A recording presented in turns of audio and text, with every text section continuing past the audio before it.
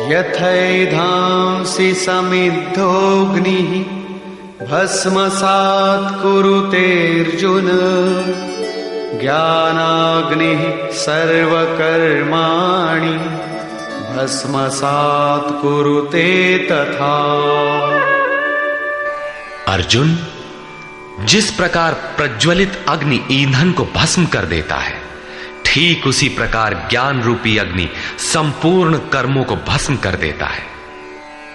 यह ज्ञान की प्रवेशिका नहीं है जहां से यज्ञ में प्रवेश मिलता है, वरन यह ज्ञान अर्थात साक्षात्कार की पराकाष्ठा का चित्रण है, जिसमें पहले विजातीय कर्म भस्म होते हैं और फिर प्राप्ति के साथ चिंतन कर्म भी उसी में विलय हो जाते हैं। जिसे पाना था पा लिया, अब आगे चिंतन कर किसे ढूंढे? ऐसा साक्षात्कार वाला ज्ञानी संपूर्ण शुभाशुभ कर्मों का अंत कर लेगा। वो साक्षात्कार होगा कहां? बाहर होगा अथवा भीतर? इस पर कहते हैं,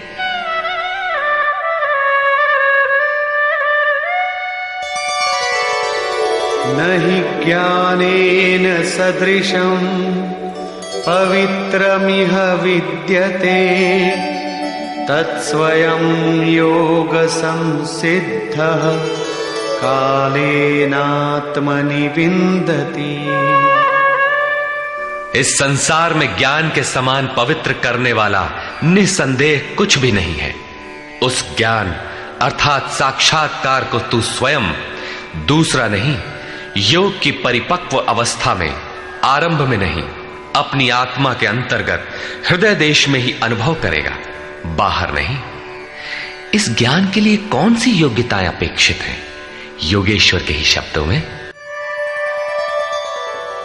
श्रद्धावान् लभते ज्ञानं तत्परः संयतेन्द्रियः ज्ञानं लब्ध्वा परां शान्तिम् अचिरेणाधिगच्छति।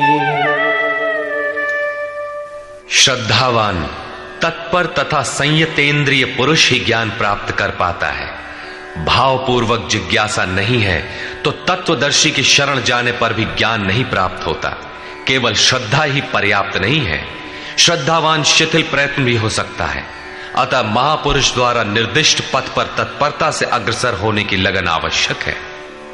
इसके साथ ही संपूर्ण इंद्रियों का संयम अनिवार्य है। जो वासनाओं से विरत नहीं है उसके लिए साक्षात्कार अर्थात ज्ञान की प्राप्ति कठिन है।